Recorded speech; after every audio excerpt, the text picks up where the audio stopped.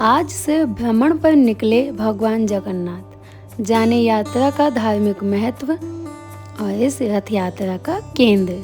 Hello दोस्तों, आप सभी का स्वागत है आपके अपने YouTube चैनल श्रेयान की श्रेयांसी में। उम्मीद करती हूँ आप सब ठीक होंगे। अगर आप चैनल पर नए हैं तो चैनल को सब्सक्राइब करके बेल आइकन को दबा दीजिए और लाइक कमेंट करना ना भूलिएगा। आज से भ्रमण पर निकले भगवान जगन्नाथ, जाने यात्रा का महत्व और इस रथ यात्रा का केंद्र। वो है भगवान जगन्नाथ भगवान की जो मुख्य लीला भूमि है ओडिशा की पुरी, जिसको पुरुषोत्तम पुरी भी कहा जाता है। पुरी की धरती को बड़ा पवित्र मानते हैं। राधा जी और भगवान श्री कृष्ण की युगल मूर्ति के प्रतीक खुद जगन्नाथ जी हैं। यानी भगवान श्री कृष्ण और भगवती श्री राधा जी का जो स्वरूप है वो भगवान जगन्नाथ हैं और भगवान श्री कृष्ण उनका एक अंश हैं। ओडिशा में भगवान जगन्नाथ बलभद्र यानी बलराम जी और माता सुभद्रा की लकड़ी की काष्ठ की अर्धनिर्मित मूर्तियां स्थापित हैं। इन मूर्तियों का निर्माण राजा इंद्रद्युम्न ने कराया था। रथ यात्रा में भगवान जगन्नाथ साल में एक बार जन सामान्य में आते हैं। लोगों के बीच भगवान खुद चलकर आते हैं और इसीलिए भगवान जगन्नाथ की यात्रा का इतना महत्व है। भगवान जगन्नाथ जी की रथ यात्रा आषाढ़ शुक्ल द्वितीया को जगन्नाथपुरी से आरंभ होती है और दशमी तिथि को समाप्त होती है। रथ यात्रा में मुख्यतः 3 रथ होते हैं।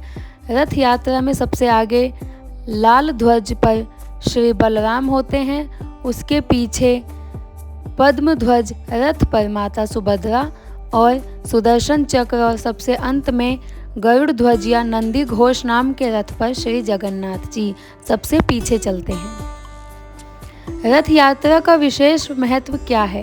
स्कंद पुराण में स्पष्ट कहा गया है कि रथ यात्रा में जो व्यक्ति जगन्नाथ जी के नाम का कीर्तन करता हुआ गुड़ीचा नगर तक जाता है वो पुनर्जन्म से मुक्त हो जाता है।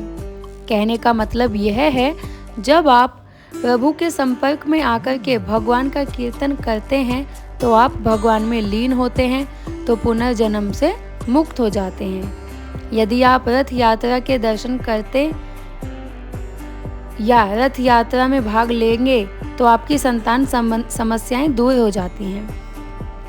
अगर आप जगन्नाथ जी के मुख्य स्थान पर जाकर उनकी रथ यात्रा में भाग नहीं ले सकते तो आप अपने घर पर पूजा उपासना करें, जगन्नाथ जी के मंत्रों का जाप करें। वैसे तो सभी देवी देवताओं के प्रसाद का महत्व है, पर भगवान जगन्नाथ जी के प्रसाद को महाप्रसाद कहा जाता है। यह जगन्नाथ जी को दिन में 6 बार महाप्रसाद चढ़ाया जाता है। क्या होता है महाप्रसाद में? भोजन में 7 विभिन्न प्रकार के चावल, 4 प्रकार की दाल, 9 प्रकार की सब्जियां और अनेक प्रकार की मिठाइयां परोसी जाती हैं। मीठे व्यंजन के लिए शक्कर के बजाय गुड़ प्रयोग में लाते हैं और जो सब्जियां बनती हैं, जो प्रसाद बनता है उसमें आलू, टमाटर और फूल गोभी का उपयोग मंदिर में नहीं किया जाता। ऐसा माना जाता है कि अलग अलग हांडियों में एक के ऊपर एक हांडी रख कर लकड़ियों पर यह प्रसाद बनता है। और एक अनोखी बात यह है, जो हांडी सबसे ऊपर है पहले उसका पकवान बनता है, फिर नीचे वाली हांडी का और उसी प्रकार सबसे नीचे वाली का प्रसाद बनता है।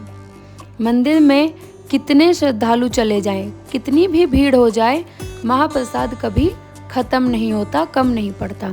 और ऐसा माना जाता है जो कोई भी अपने जीवन में एक बार भगवान जगन्नाथ जी का महाप्रसाद ग्रहण कर लेता है उसके ऊपर प्रभु की विशेष कृपा होती है। अगर आप जगन्नाथ जी की रथ यात्रा में नहीं जा पा रहे हैं तो घर पर उनकी पूजा उपासना कैसे करें?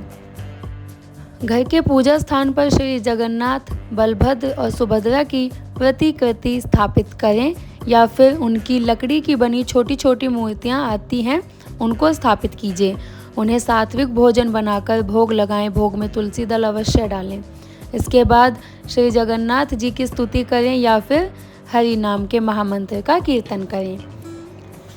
कीर्तन के बाद जो भगवान को भोग लगाया वो आप घर वालों में बांट दें और आप भी लें। उसे प्रसाद के रूप में ग्रहण करें। इस दिन घर में पूरी तरह सात्विकता बनाए रखिएगा, पवित्रता बनाए रखिएगा। अगर आप इस तरह से अपने घर में जगन्नाथ जी की पूजा करते हैं तो उनकी कृपा आपको अवश्य प्राप्त होगी। मुझे उम्मीद है आपको यह छोटी सी जानकारी बहुत पसंद आई होगी। मैं आपके लिए ऐसी और नई जानकारी लेकर आऊँगी। तब तक के लिए राधे राधे।